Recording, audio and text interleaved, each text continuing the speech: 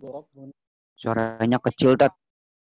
Asyhadu an la ilaha illallah wahdahu la syarikalah wa asyhadu anna Muhammadan abduhu wa rasuluh. Suaranya kecil, Tat. Ustaz Mukhtar, suaranya agak dikerasin dikit, Ustaz Mukhtar. Syukran. Suaranya pelan ya? Pelan sekali, Ustaz. Ya Allah. Harus jelas dan tegas, Ustaz, biar saya juga bisa ngambil istifadah dari antum ini. Apanya ini ya?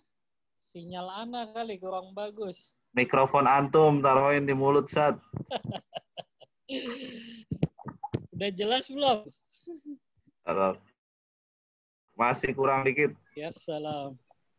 Cek. Bismillah. Cek. Nah, udah bagus lumayan. Baik. Kurang. Ya. Bismillah walhamdulillah salatu wassalamu ala Rasulillah wa ala alihi wa ashabihi wa mawalah amma ba'd. Baik, ikhwani fillah rahimani wa rahimakumullah, para tulab yang senantiasa semoga Allah menjaga antum semuanya, dan juga para asatizah, para wali kelas di kelas 11 yang juga hadir di dalam pertemuan kita kali ini.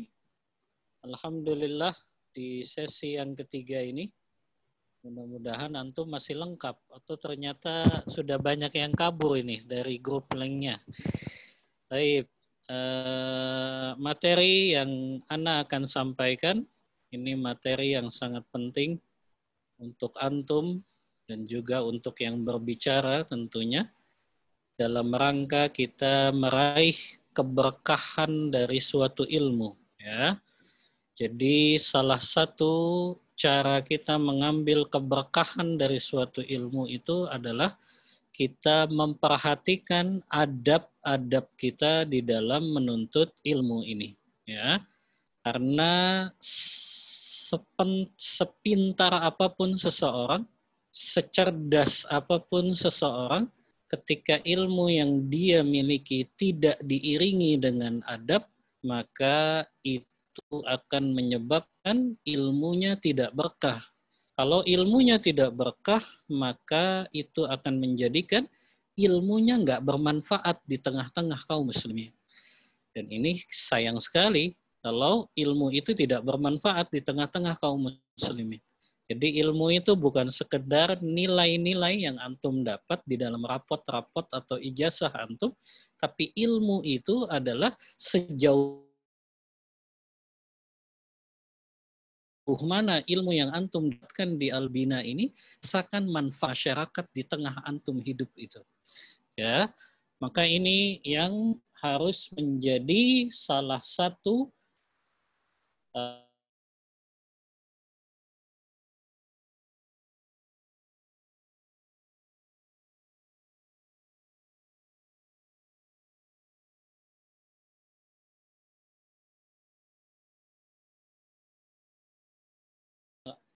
ini di dalam jiwa-jiwa antum, ya. Di sini sebuah LSM di Amerika yang dia melakukan lelang. Antum tahu lelang, ya? Untuk bisa makan siang dengan salah satu orang terkaya di dunia yang namanya Warren Buffett. Jadi Warren Buffett ini menurut majalah Forbes, itu majalah yang salah satu selalu mengadakan survei-survei, ya, penelitian. Warren Buffett ini adalah orang usaha tersukses kedua setelah Bill Gates. Dan dia juga punya kekayaan yang begitu banyak sekali, namun masih di bawah Bill Gates. Nah, Warren Buffett ini senantiasa mengadakan lelang, yaitu diadakan oleh salah satu LSM, yang dilelang itu orang yang mau makan siang bersama Warren Buffett ini harus rela mengeluarkan uang, ya, yang begitu besar loh. Sampai dilelang itu akhirnya dimenangkan oleh salah seorang pengusaha muda asal Cina, namanya Justin Sun. Dia mengeluarkan uang untuk bisa makan doang loh, makan siang loh. Paling berapa sih makan siang itu? 1 jam paling, ya, untuk bisa rela makan siang dengan Warren Buffett ini, orang terkaya di dunia yang kedua setelah Bill Gates, itu sebesar 4.567.888, setara dengan 64 miliar. Bayangin, untuk cuma makan siang loh, 1 jam saja, ya, dia harus mengeluarkan 64 miliar untuk berbicara langsung kepada si Warren Buffett ini. Maksudnya untuk mengambil ilmu dari Warren Buffett ini. Karena banyak orang yang ingin mengambil ilmu bisnis dari Warren Buffett. Karena dia investor, pengusaha terkaya di dunia juga, dan salah satu pemegang saham terbesar di salah satu perusahaan yang namanya Berkshire Hathaway. Ya, subhanallah, antum lihat ini, ya, mereka sudah enggak memperhitungkan harta lagi demi untuk dapat ilmu dari si Warren Buffett ini. Padahal cuma 1 jam loh, 64 miliar. 1 jam 64 miliar. Paling cuma berapa ilmu yang disampaikan oleh Warren Buffett. Tapi mereka rela untuk mengeluarkan biaya sebesar itu demi mendapatkan ilmu bisnis dari Warren Buffett. Ya, makanya dari sini sudah jelas ya. Antum lihat di sini, antum sudah tahu jawabannya. Mana yang lebih berharga, ilmu atau harta? Ilmu. Ilmu, jelas. Ya, makanya ini juga yang menjadikan para ulama faham betul. Ilmu jauh lebih berharga dan lebih utama daripada harta. Maka Anda bawakan di sini. Ya, komparasi tentang harta dan ilmu. Ya.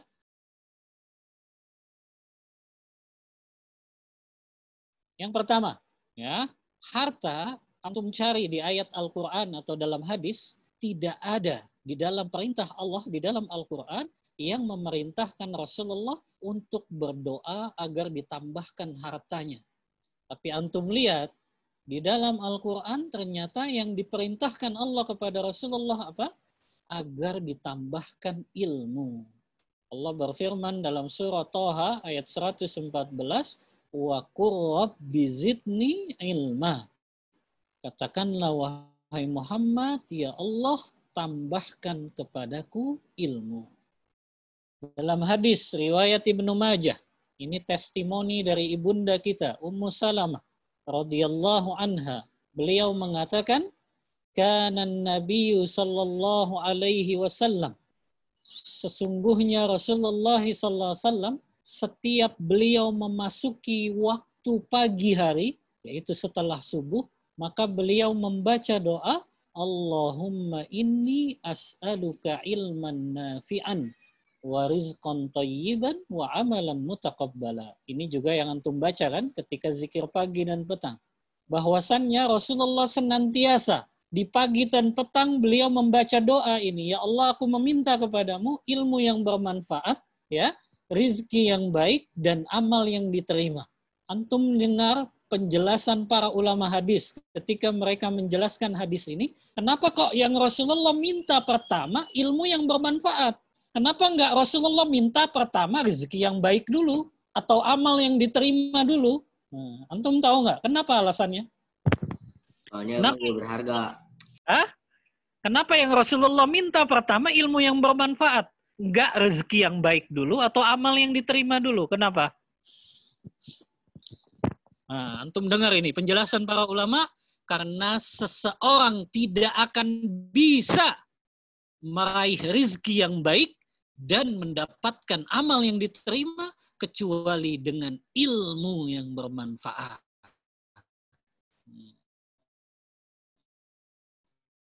Jadi orang nggak akan bisa dapat rezeki yang halal, rezeki yang baik kalau dia nggak tahu ilmunya. Orang nggak akan bisa meraih amal-amal soleh yang itu betul-betul diterima oleh Allah kalau dia nggak tahu ilmunya. Makanya yang Rasulullah minta pertama adalah ilmu yang bermanfaat. Karena dengan ilmu itulah ya kita bisa mencari rezeki dengan jalan yang halal. Kita bisa menjadikan amal-amal soleh kita diterima oleh Allah. Ya, hari ini ya di mana jumlah kematian orang yang begitu masif, begitu banyak sekali. Maka antum harus ingat ini, harta hanya akan menemani kita sampai ke pemakaman saja. Adapun ilmu yang bermanfaat akan menemani kita sampai hari kiamat nanti. Nah, ini agungnya ilmu. Makanya kata Rasulullah dalam hadis Bukhari Muslim, yatba'ul mayyita salasatun, yang akan mengikuti atau seorang mayit ketika dia meninggal dunia, maka yang akan mengantarkannya ke pemakaman itu 3 perkara kan? Yatba'u maluhu wa ahluhu wa amaluh. Yang akan mengiringinya sampai pemakaman itu 3, yaitu hartanya, keluarganya, dan juga amalnya. Tapi kata Rasulullah, fayarji usnan wa yabqa ma'ahu wahid. Yang 2 itu pulang lagi, dan yang tersisa hanya 1 saja yang menemani hamba tersebut di dalam kuburnya. Yang 2 itu pulang. Apa yang pulang? Harta kita. Ya, maka mobil antum, rumah antum, motor antum, laptop antum itu, yang mereknya Apple, atau smartphone antum itu, yang mereknya Apple itu kan nggak antum bawa sampai ke dalam kubur, ya. Tapi akan pulang, cukup saya pemakaman saja. Begitu juga keluarga antum, sebesar apapun cinta antum kepada harta, sebesar apapun cinta orang tua antum kepada antum, maka semuanya nggak akan menemani antum ke dalam kubur. Tapi yang menemani antum adalah ilmu yang bermanfaat yang antum amalkan. Ini yang kedua. Yang ketiga, harta itu membuat kita lelah menjaganya. Antum punya mobil Ferrari, Lamborghini, itu kan jaganya sulit sekali kan? Bahkan kalau jalan di jalan raya kan takut lecet, ya. Nah, itu ya, harta itu kayak gitu, karakternya akan membuat kita lelah untuk menjaganya, ya. Contoh smartphone antum yang bagus, apakah itu Apple, ya, apakah itu Samsung, antum kan jaga banget, itu susah supaya nggak jatuh, supaya nggak lecet, ya. Nah, antum lelah menjaga harta itu. Tapi kalau ilmu, dia yang senantiasa menjaga antum. Apa maknanya menjaga antum? Ilmu itulah sebab Allah menjaga antum dari kebinasaan di dunia dan di akhirat. Ya. Antum dengan ilmu itu Allah jaga. Ya, agar tidak melakukan perkara-perkara yang bisa membinasakan antum di dunia dan juga membinasakan antum di akhirat. Ya.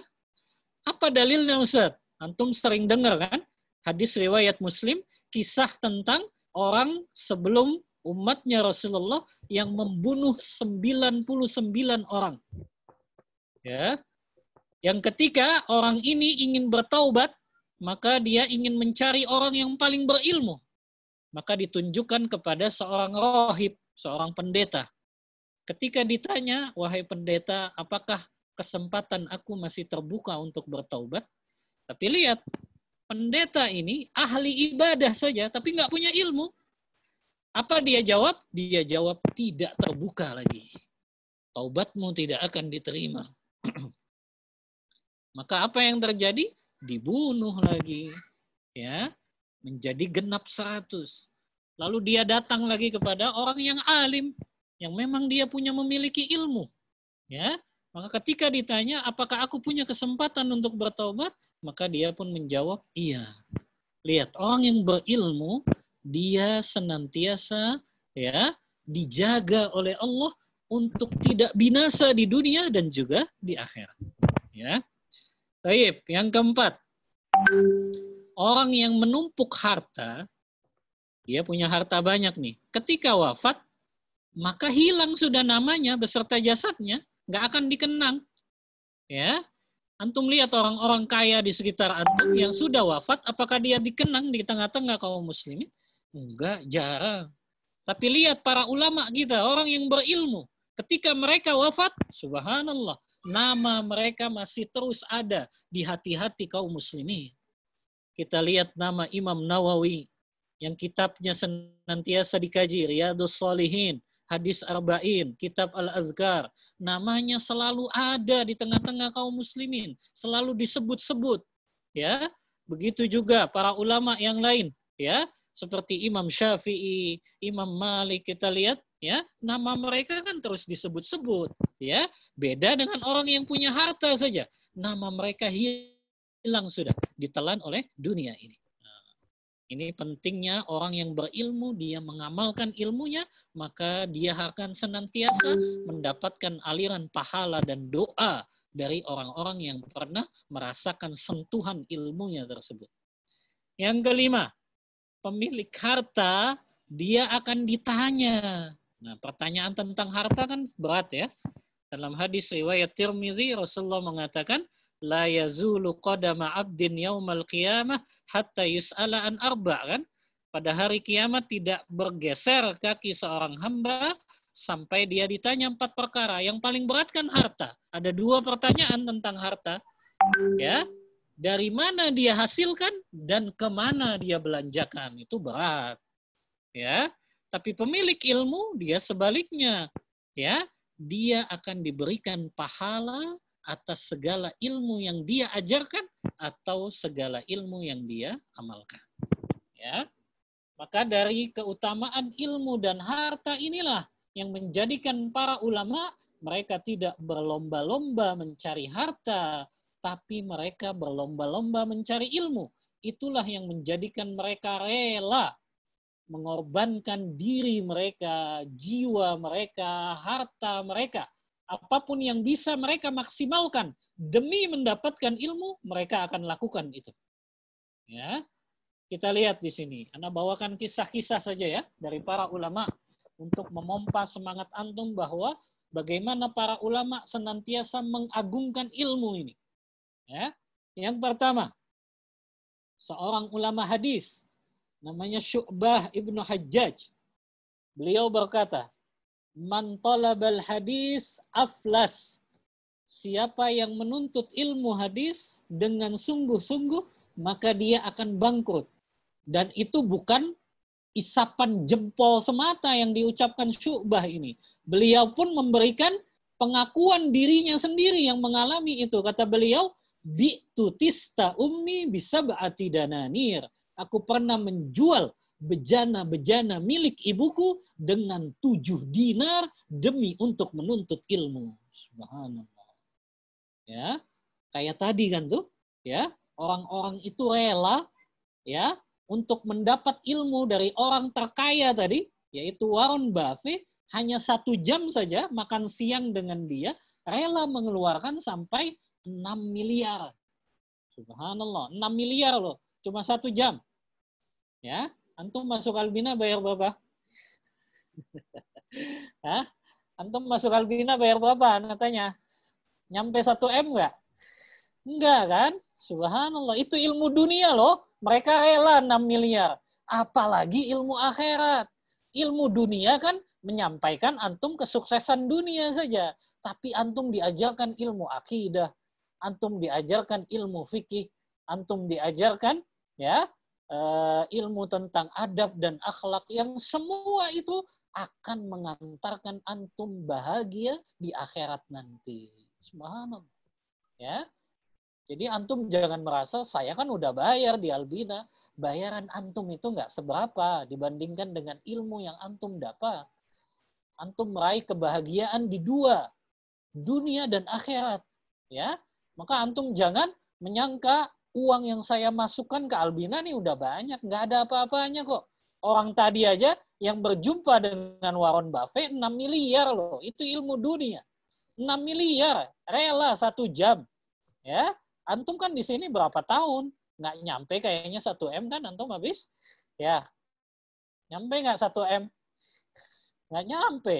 Padahal antum 6 tahun di sini. Ya, baik. Ya, nah ini adalah ya bagaimana keagungan ilmu yang menjadikan para ulama rela mengeluarkan harta mereka ya yang mereka miliki sampai menjual ya kebutuhan rumah tangga mereka.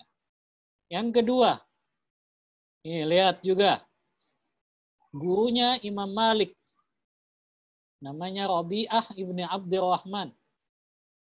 Ya, kata Imam Malik, kana Rabi'ah ibnu Abdurrahman ba'a khashaba saqfi darihi li talabil ilmi. Kata Imam Malik, ya, guruku itu Rabi'ah ibnu Abdurrahman pernah menjual genteng rumahnya untuk menuntut ilmu. Ya Allah. Antum ada nggak yang jual genteng demi masuk Albina? Nggak ada kan? Ya, ini bela-belain loh, jual genteng untuk biaya perjalanan menuntut ilmu. Ya, biaya untuk mendapatkan kitab-kitab para ulama.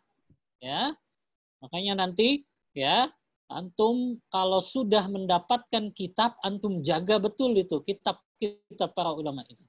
Ya, baik. Kita lihat lagi di sini Hisham ad-Dimashqi. Beliau salah satu gurunya Imam Bukhari. Ya, Imam Bukhari antum kenal ya dengan kitab Sahih Bukharinya. Kata Imam Dimashqi, ya, beliau pernah menjual rumahnya, ya Allah, dalam rangka menuntut ilmu kepada Imam Malik. Imam Dimashqi ini tinggalnya di Syam. Syam itu kalau sekarang Suriah. Beliau melakukan perjalanan jauh ke kota Madinah Al-Munawwarah sampai jual rumah. Ya Allah. Antum ada yang masuk Albina sampai jual rumah nggak? Halo, Assalamualaikum. Nggak ada yang masuk, nggak ada yang jual rumah kan? Ada nggak yang masuk Albina sampai jual rumah? Nah, Abdullah. Hah? Subhanallah, lihat para ulama kita jual rumah demi bisa duduk di majelisnya Imam Malik. Ya, ini nggak main-main loh. Bagaimana para ulama mereka mengagungkan ilmu ini. Ya, taib. Selanjutnya, ya, nah, lihat di sini. Antum dari sini antum belajar nggak boleh absen dalam menuntut ilmu ini. Ya, Ibnu Rushd ini kalau di Eropa dikenalnya dengan Averroes. Ya. Ibnu Rushd ini salah satu pengarang kitab fikih, judulnya Bidayatul Mujtahid. Beliau mengisahkan, aku tidak pernah ghaib di dalam majelis ilmu kecuali karena dua sebab. Jadi kata Ibnu Rushd, aku nggak pernah absen tuh duduk dalam majelis ilmu kecuali karena dua sebab saja. Antum lihat di sini, apa sebabnya? Sebab yang pertama adalah fi waqtil walimah, di saat beliau melakukan walimah pernikahan. Jadi beliau malam pertama ya beliau liburkan dulu, nggak menuntut ilmu gitu. Karena kan susah kalau malam pertama menuntut ilmu juga, nggak fokus nantinya. Ya, maka beliau liburkan itu. Malam pertama beliau libur. Beliau absen dari majelis ilmu. Dan yang kedua kata beliau, inda mata walidai. Yang kedua, aku pernah absen dalam menuntut ilmu karena kedua orang tuaku wafat. Ya, jadi antum berarti selama KBM di Albina, antum nggak boleh goib kecuali dua alasan ini saja. Ya, ya, antum melangsungkan walimah atau ada kerabat antum yang meninggal dunia, itu alasannya. Ya, adapun alasan ya menghadiri walimah lah, ya, alasan ada acara keluarga lah, ya, enggak, menuntut ilmu itu lebih agung, ya, tadi bekal antum bahagia di dunia dan di akhirat. Ya. Baik, siap antum untuk tidak absen kecuali karena dua ini? Siap tidak? Siap. Ya? Antum nggak boleh absen di dalam KBM, ya, tidak boleh goib. Tidak hadir dalam KBN kecuali dua alasan ini. Antum melangsungkan pernikahan, yang kedua karena kerabat antum yang meninggal dunia. Oh, walimah. Baik, ya. Lanjut. Kita lihat kesungguhan para ulama dalam ya menuntut ilmu, yang ini menunjukkan mereka begitu mengagungkan ilmu. Ya. Al-Imamun Nawawi dikisahkan, ya, lam yada' zahruhu sanataini ala zahri ala sarir. Ini salah. Ya. Beliau tidak pernah menempatkan punggung beliau ini tidur di atas ranjang selama 2 tahun. Jadi Imam Nawawi itu kerjaannya, ya, beliau kalau sudah menuntut ilmu, beliau di atas meja sambil duduk, beliau nulis, beliau baca, beliau tidurnya tuh hanya karena ketiduran saja. Ya. Nah, kayak antum kan, baru baca dikit tidur, baru baca dikit tidur. Ya. Atau antum di kelas baru mendengar penjelasan ustadz dikit tidur. Enggak, ini Imam Nawawi udah belajar berjam-jam baru beliau tertidur. Jadi tidurnya tuh karena nggak sengaja. Makanya beliau tidurnya di atas meja saja. Nggak pernah menempatkan punggung beliau tidur di atas ranjang beliau. Ya. Ini karena agungnya ilmu. Makanya 45 tahun. Usia beliau cuma 45. Beliau sudah wafat, tapi karya beliau begitu banyak yang dimanfaatkan oleh kaum muslimin. Ya. Baik, maka ini poin-poinnya ya. Ini poin, antum catat ya. Bagaimana cara kita memuliakan ilmu? Yang pertama, dalam rangka memuliakan ilmu itu memuliakan kitab dan pelajarannya. Ya, maka hendaknya penuntut ilmu datang majelis ilmu dalam keadaan berwudu. Antum ini ada wudu tidak ketika Zoom dengan Ana ini? Hah? Harus berwudu ya. Apalagi nanti di pelajaran Ana, di pelajaran fikih, wajib hukumnya setiap thalibul ilm berwudu sebelum memulai pelajaran. Oh, kalau di pelajaran lain ya, tapi ini anjuran. Tapi kalau di pelajaran Ana wajib jadinya. Ya, walaupun ini anjuran saja dan ini termasuk meraih keberkahan ilmu, antum datang ini, apakah nanti kalau sudah offline antum datang ke kelas, semuanya harus sudah dalam keadaan berwudu. Ya, karena orang yang menjaga wudunya ini senantiasa mendapat doa dari para malaikat. Antum pun akan dimudahkan nanti ketika antum menyerap ilmu-ilmu yang antum pelajari. Ya, paham antum? Siap ya? Setiap akan memulai pelajaran, pastikan antum sudah berwudu terlebih dahulu. Ya, ini namanya memuliakan kitab yang kita pelajari, memuliakan ustadz yang mengajar kita, dan juga memuliakan pelajaran yang dipelajari. Ya. Yang kedua, tidak pernah absen dalam majelis ilmu tadi, kecuali ada uzur syar'i. Tadi ya, seperti Ibnu Rushd, beliau tidak pernah absen, tidak pernah alfa dalam menuntut ilmu, kecuali karena 2 sebab. Karena sebab beliau melangsungkan walimah pernikahan, yang kedua karena sebab wafatnya kedua orang tuanya. Ya. Baik, ini antum catat ini. Ya. Tidak boleh absen alfa kecuali ada uzur syar'i tadi. Yang ketiga, bentuk dari memuliakan ilmu adalah tidak membiarkan buku berserakan di lantai, tergeletak sembarangan, atau sejajar dengan kaki antum ketika duduk. Ini antum perhatikan. Ya tullabal ilm, kelas 11. Antum sudah dewasa, sebentar lagi akan mengurus jam'iyah thalabah, maka antum harus perhatikan adab ini memuliakan buku-buku pelajaran.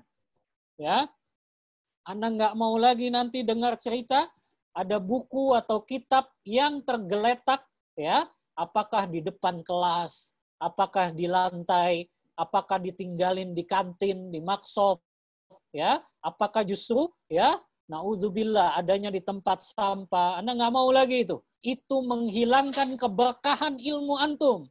Ya, kalau ilmu antum sudah dicabut keberkahannya, maka ilmu itu nggak bermanfaat untuk diri antum dan nggak bermanfaat untuk orang lain. Itu pentingnya kita ini meraih ilmu yang berkah, bukan sekedar nilai-nilai saja. Ya, jadi ilmu yang berkah itu ilmu yang bermanfaat untuk diri kita dan ilmu yang bermanfaat untuk orang lain. Itu indikator keberkahan ilmu itu seperti itu. Ya.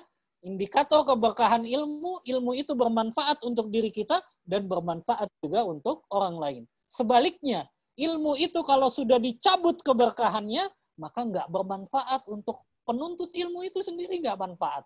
Ya, nggak manfaat ilmunya buat dia. Apalagi untuk orang lain. Maka ini yang kita khawatirkan. Jangan sampai ilmu antum tidak bermanfaat karena sebab antum tidak memiliki adab terhadap buku yang antum pelajari. Ya, ingat, antum nih harusnya bangga dapat kitab-kitab tebal kayak gini kan nanti. Taisirul Alam, ya, Syarah Umdatul Ahkam, ya. Kemudian juga dapat kitab tafsir Taisirul Karimir Rahman, ya. Ini antum harusnya bangga, ya. Dulu anak itu ketika kuliah itu senang banget loh dapat kitab kayak gini, kitab tebal, bahkan dibawa-bawa tiap hari. Subhanallah. Antum nih harusnya bangga mempelajari kitab-kitab para ulama, ya. Selain antum belajar ilmu-ilmu umum juga. Ilmu umum juga termasuk. Pelajaran apapun itu, antum jaga kitab-kitabnya. Apakah matematika, kimia, fisika, biologi, semuanya antum jaga. Ya, karena itu akan menjadi sebab utama antum meraih keberkahan atau tidak dari ilmu tersebut. Ya, maka ini antum juga tetap ya. Jangan sampai karena kursi antum citos kemudian ditaruh di bawah. Ya, jangan taruh tetap di atas di meja antum. Muliakan ya pelajaran atau kitab yang antum pelajari ini. Ya, baik. Yang keempat, tidak menjadikan buku sebagai alas tidur. Ya Allah, banyak nih kitab-kitab tebal dijadiin tidur. Ya, tidurnya di pojokan kelas lagi pakai kitab. Ya Allah, ini gimana mau berkah ilmunya? Kitabnya dijadiin alas tidur. Ya, maka ini mencabut keberkahan ilmu tersebut. Ya, jadi jangan tidur di pojokan kelas, kitabnya lagi dijadiin alas. Ya Allah, ya. Nah, ini mencabut keberkahan ilmunya. Ilmunya nggak bermanfaat untuk dirinya dan juga untuk orang lain. Ya, baik. Yang terakhir, yang kelima ini, cara kita memuliakan ilmu, menuliskan ilmu dengan jelas di tempat yang bagus. Artinya jangan antum kalau nyatet catatan itu di kertas selembar, kertas 2 lembar. Akhirnya setelah itu kemana? Akhirnya ke tempat sampah. Apalagi itu tulisan-tulisan yang ada Al-Quran. Ini mencabut keberkahan ilmu. Ya, maka antum buatkan setiap pelajaran ada buku khusus untuk mencatat. Ya, dan antum catat ya dengan tulisan yang jelas dan letakkan tempat antum mencatat itu juga jangan berserakan di kelas. Jangan berserakan di tempat-tempat yang tidak layak.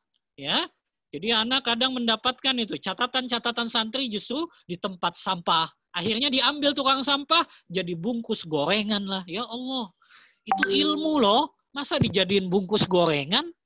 Ya, maka taruh. Ya, habis antum catat, simpan di tempat yang bagus, ya. Antum kan punya lemari di asrama, ya. Antum kan punya tempat untuk menyimpan kitab, ya. Maka letakkan itu di tempat-tempat yang bagus, tidak berceceran, ya. Catatan yang telah antum catat, ya.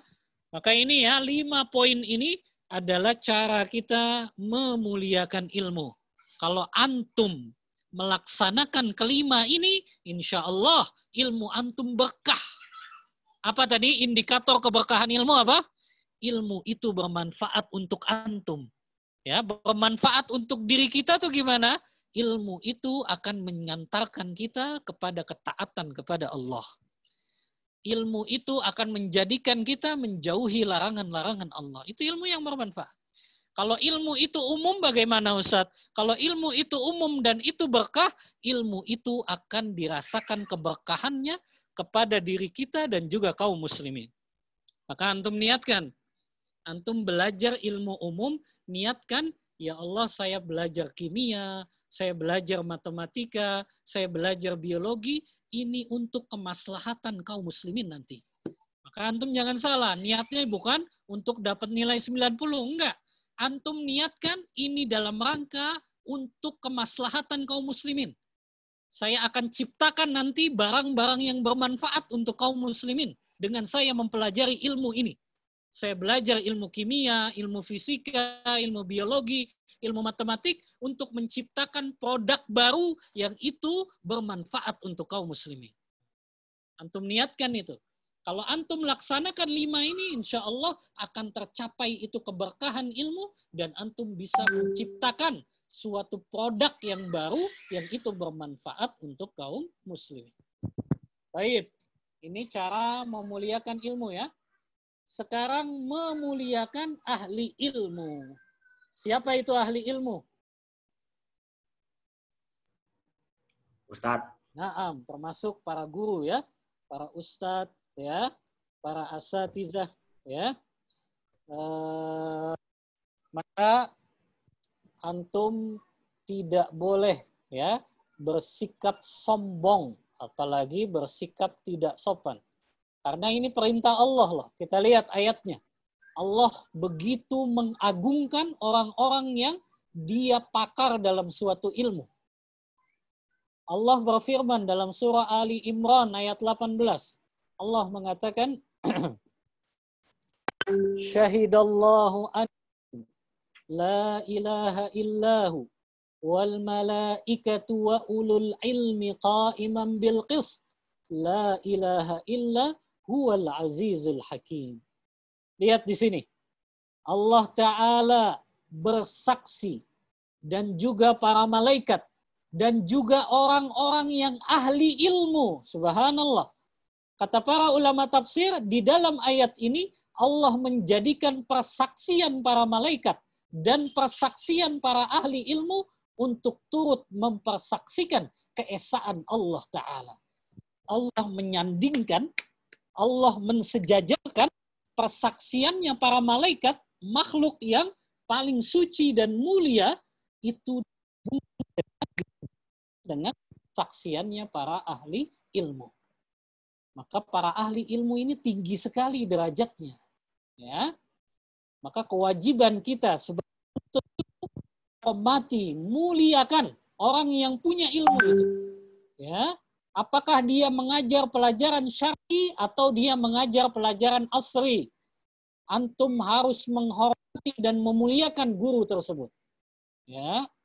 Makanya di dalam kurikulum 2013 ini bagus. Karena ada penilaian sikap. Yang penilaian sikap itu, kalau nilai sikap dari muridnya itu C, maka sudah dipastikan dia nggak bisa naik kelas. Walaupun nilai pengetahuannya 90. Nilai keterampilannya 95. Tapi ketika nilai akhlak dan sikapnya C, dia nggak bisa.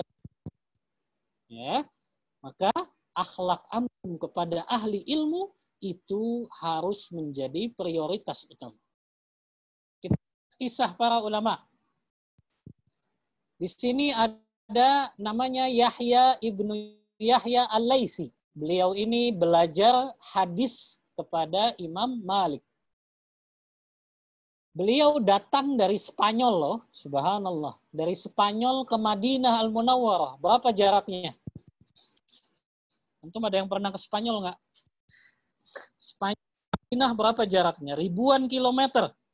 Ya. Beliau sengaja ingin duduk di majelisnya Imam Malik belajar kitab hadis yang berjudul Al-Muwatta. Suatu hari, antum lihat ini kisahnya, ketika Yahya dan juga murid yang lain itu sedang duduk di majelis hadisnya Imam Malik, tiba-tiba ada gajah lewat kota Madinah. Subhanallah. Ya. Gajah ini binatang yang asing kalau lewat kota Madinah. Maka ketika para murid mereka langsung pergi meninggalkan majelisnya Imam Malik dan mereka langsung menyaksikan gajah-gajah itu lewat. Tapi ternyata ada satu murid Imam Malik yang dia melihat gajah. Yahya ibnu Yahya al-Laitsi ini. Ketika ditanya oleh Imam Malik, wahai Yahya, kok engkau nggak ikut itu teman-teman kamu yang mereka langsung lari melihat gajah? Antum lihat ini jawaban murid ya yang betul-betul beradab kepada gurunya. Kata beliau, wahai guruku Imam Malik, aku datang jauh-jauh dari Spanyol ke Madinah ini bukan untuk melihat gajah. Jadi aku datang dari Spanyol ke Madinah itu bukan gajah, tapi aku ingin duduk di majelismu menghatamkan hadis Al-Muwatta ini. Lihat ya. Maka dari sini kita bisa mengambil faidah, antum selalu perhatikan apa yang dijelaskan oleh para guru. Ini juga menjadi penentu keberkahan ilmu antum. Ya. Bahkan Ana kalau boleh cerita, Ana dulu ketika kuliah, ya, Ana itu belajarnya nggak pas ujian. Ya, justru Ana ketika besok ujian nyantai-nyantai saja. Ya. Padahal materinya kitab-kitab tebal seperti ini, ya. Tapi apa rahasianya? Ternyata 90% yang kita perhatikan di kelas itu bersama ustadz yang menjelaskan itu mayoritas keluar pada saat ujian. 90%-nya. Ya. Makanya anak ketika ya dulu kuliah, ya sudah, perhatikan saja semua penjelasan ustadz. Ya. Waktu itu syekh dari Saudi, syekh dari Mesir, syekh dari Suriah, dari Yaman, ya, dari Sudan, ya. Mereka Anda perhatikan saja penjelasan mereka. Ternyata ketika besok ujian Anda nyantai aja kok. Ya, cuma mau kerja dikit udah tidur, ya. Habis itu ketika besok menghadapi ujian, subhanallah bisa jawab. Ya. Maka antum ya, kalau ingin menjadikan ilmu antum betul-betul itu menempel dalam pikiran antum, perhatikan gitu. Bahkan banyak sekali ilmu yang dulu dijelaskan para masyayikh, ya, yang sampai sekarang Ana selalu ingat dengan perkataan mereka. Ya, itu karena perhatian kita itu betul-betul fokus ketika mereka menjelaskan. Ya, Imam Syafi'i, ini antum kenal ya, Imam Syafi'i, ya, ulama besar yang mazhabnya digunakan di negara kita. Beliau ketika belajar di hadapan guru beliau Imam Malik, buka buku pelajarannya itu perlahan-lahan, ikhwah, ya, perlahan-lahan tanpa terdengar suara lembaran kertasnya. Jadi enggak gini, enggak, ya, tapi pelan-pelan. Nah, ini subhanallah ya. Kenapa kok itu dilakukan Imam Syafi'i? Ya, karena beliau gurunya Imam Malik dan beliau tidak ingin mengganggu konsentrasi gurunya yang sedang menjelaskan. Ya, kalau antum kan enggak ya, biasanya cak aja. Ya, robek bukunya.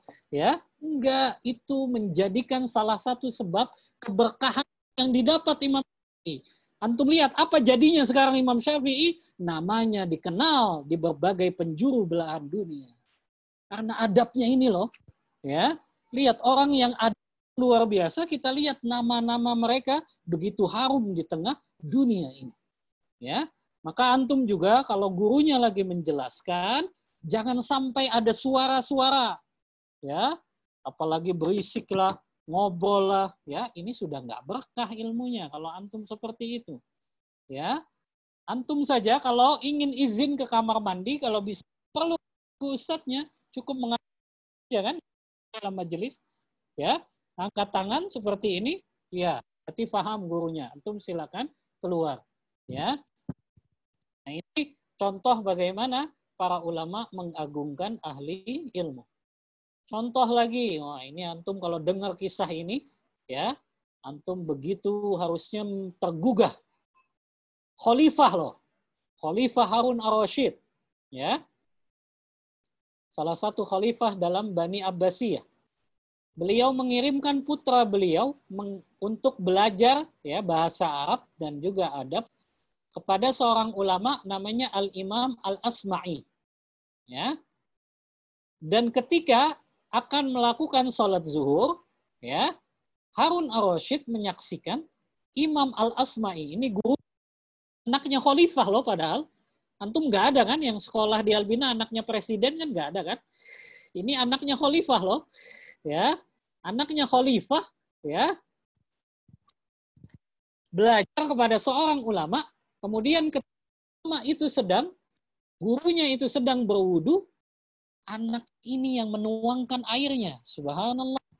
Anaknya khalifah loh, anaknya presiden, ya. Jika gurunya ingin berwudu, anaknya yang menuangkan. Maka ketika itu Harun ar-Rasyid, ya, ketika menyaksikan dia khalifah, ya, dan anaknya menuangkan air wudunya itu untuk gurunya. Maka langsung Harun ar-Rasyid menegur gurunya itu. Apa kata Harun ar-Rasyid? Sesungguhnya aku mengirimkan anakku kepadamu, wahai Al-Asma'i, agar engkau mengajarinya ilmu dan adab. Mengapa engkau tidak memerintahkan untuk menuangkan air dannya, lalu ia membasuh kakimu dengan tangannya yang lain. Subhanallah. Ya, jadi itu malah Harun ar-Rasyid tuh mengiyakan apa yang dilakukan anaknya itu. Ya, begitu juga yang terakhir, Khalifah Al-Ma'mun pernah mengirimkan 2 putranya. Ini juga khalifah loh. Khalifah itu kan pimpinan tertinggi. Ya, beliau mengirimkan 2 putranya belajar kepada ahli bahasa Arab namanya Imam Al-Farra. Kemudian beliau ini punya mata-mata, ya. Ya, khalifah. Ternyata ada laporan dari mata-mata beliau bahwa anak beliau, ini 2 anaknya ini, ketika belajar kepada Imam Al-Farra, setelah selesai Imam Al-Farra ini mengajar, maka 2 anaknya ini berebutan untuk memasangkan sendal atau sepatu milik gurunya ini kepada kaki guru ini. Sampai kayak gitu ya. Ya, mereka memuliakan, makanya ilmu mereka senantiasa menjadi berkah dan bermanfaat, ya, karena mereka begitu mulia guru-guru mereka, ya. Baik, cara memuliakan guru agar antum mendapatkan keberkahan. Yang pertama, bersikap sopan dan santun di hadapan para guru-guru antum. Baik guru asri maupun syar'i, tidak ada bedanya. Karena antum adalah seorang penuntut ilmu yang mengambil ilmu dari mereka. Bahkan Imam Ali bin Abi Thalib mengatakan, Ana abdun man allamani harfan. Aku adalah seorang pelayan bagi yang mengajariku 1 huruf saja. Ya, jadi orang mengambil ilmu dari seorang, dia harus bersikap sopan dan santun. Yang kedua, bertutur kata yang lembut, ya, tidak meninggikan suara di hadapan ahli ilmu. Yang ketiga, mentaati perintah dan larangan guru selama tidak bertentangan dengan syariat. Bahkan yang keempat, tidak berjalan kencang loh. Nah, ini adab ya. Antum keluar istirahat dari kelas, antum langsung lari, ya. Silakan guru jalan terlebih dahulu. Jalan di belakang antum itu. Antum ada keperluan penting. Antum boleh dengan syarat antum izin terlebih dahulu. Afwan Ustaz, antum. Ya. Jadi itu adab loh, sampai seperti itu. Ya. Juga yang kelima, tidak duduk di tempat duduknya guru kita. Nah, ini kebanyakan ya.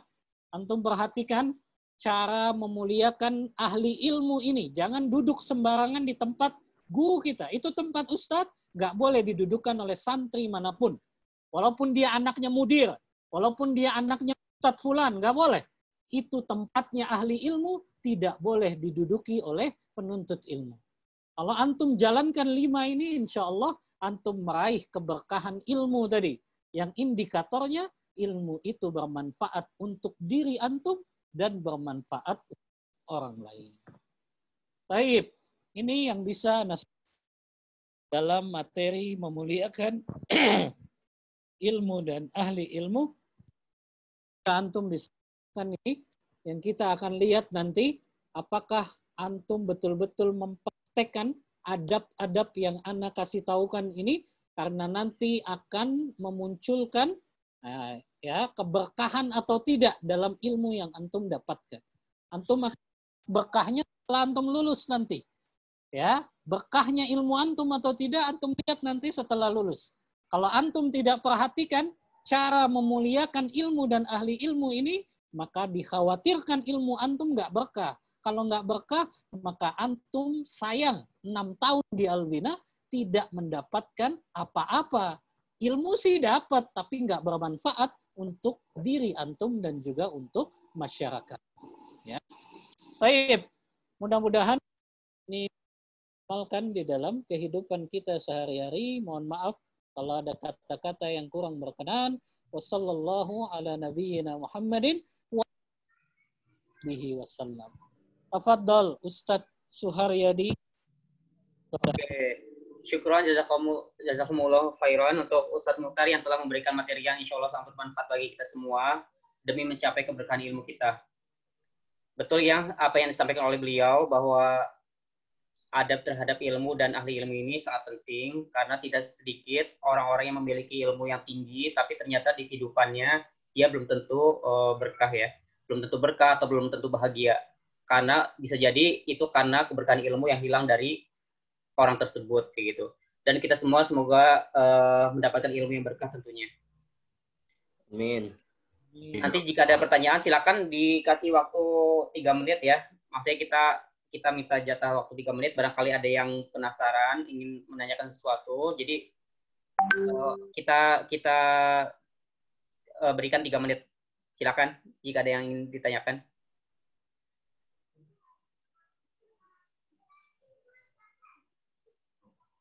Tidak ada? Kalau tidak ada, kita cukupkan. Tadi ada chat ya, ada chat buat, ya intinya sih permintaan maaf, mungkin barangkali ada yang kurang enak terhadap asatidnya. Jadi insya Allah kita saling memaafkan. Ustadz juga sama, barangkali ada kesalahan gitu ya dari kita, dari asatidz.